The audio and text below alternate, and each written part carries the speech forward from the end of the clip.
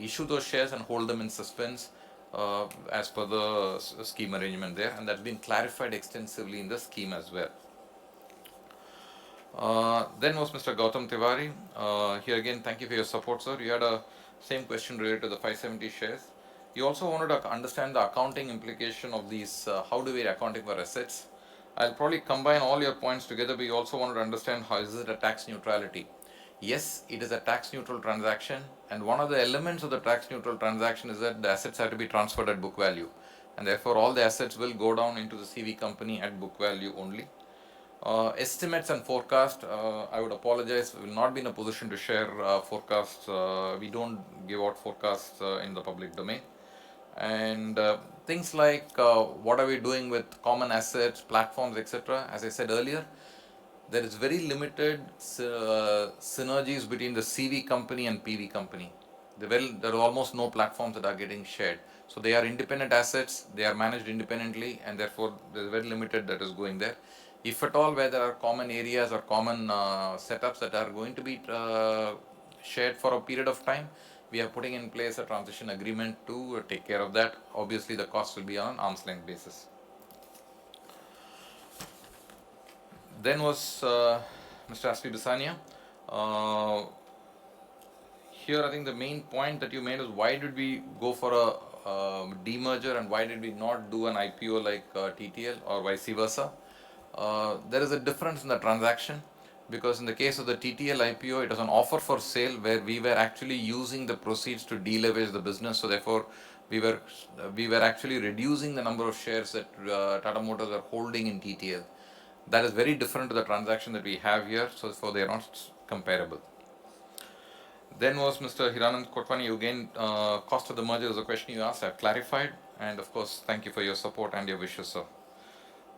Similarly with Mr. Ashit Kumar Phatak, you supported the scheme and you wanted to know the cost of the scheme, so again clarified.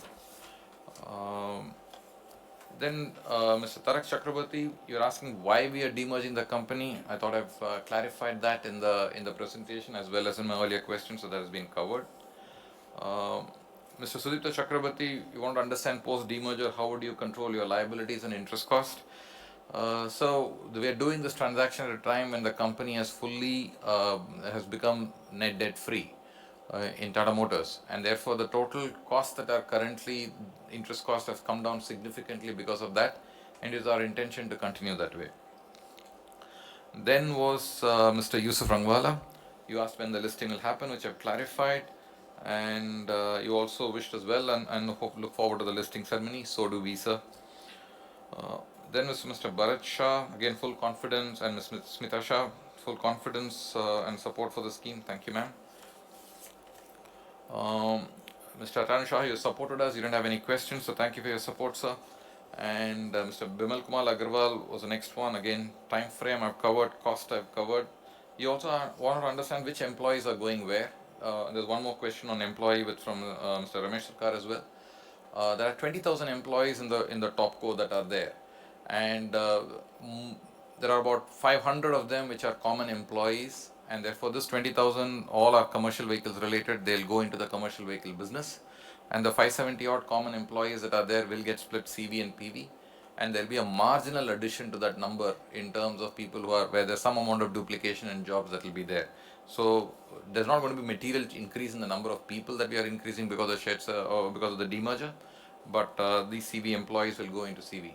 I just want to add that this company has been running as PV, CV separate companies for some time now, and therefore the PV companies are already, employees are already in PV, and the CV company employees are already in CV, just a few number of common employees that are there.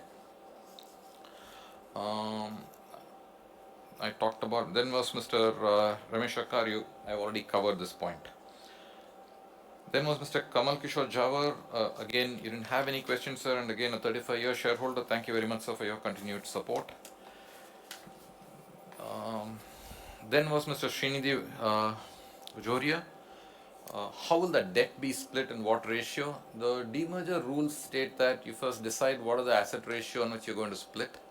Then whichever debt that is identified into the respective companies goes into the respective companies. Wherever there is common debt that is out there, that gets split into the ratio, same as the asset ratio that is there. And this 2,500 crores of NCD that we have will be using for general purposes, and that will also mean will get split in the same asset ratio. Strategy going forward, I've already covered that, ma'am.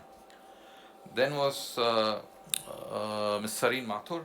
How would the management be split? I've already covered that. The management's already running these companies, is running as two separate companies already, and therefore a very small common team is there. That is the only one that will be split. Post demerger, where does JLR ownership lie? That lies in the PV company. And where does TACO, Tata Auto Component ownership lie? That also lies in the PV company. Then you asked a question in terms of patents. How will the patents be shared? Um, Already the CV company patents are in CV and the PV company patents are in PV. And wherever there are common patents that will be there used by both companies, that will be part of the implementation agreement and shared on an arm's length basis. Mr. Shivkumar, you had the same question and including on design you asked. The answer is the same, sir. And Ms. Arpitamani, you asked a question on CV market shares. I would rather leave it for the AGM that is coming through, and the capitalization, capacity utilization, that also will cover it in the subsequent meeting. The last was Mr. Sharat Kumar Shah on TTL share allotment. We have noted your point, sir, and Malloy's team will respond to you in due course. With this, I have answered all the questions, so let me hand it back to you, Chairman, sir. Thank you, Mr. Balaji, for excellent presentation as well as clarifications to shareholders' questions. I now authorize Mr. Malloy Kumar Gupta, Company Secretary, to conduct the voting procedure and conclude the meeting. The e-voting facility will remain open for the next 15 minutes to enable the shareholders to cast their vote. The result would be announced not later than 2 working days from the conclusion of the meeting, and the same would be intimated to the stock exchanges and uploaded on the website of the company and NSDL. I thank the shareholders for attending the meeting and for their continued support. I also thank the directors for joining the meeting remotely. With your consent, the board members, Mr. P.V. Balaji, and myself would like to leave the meeting. Thank you so much.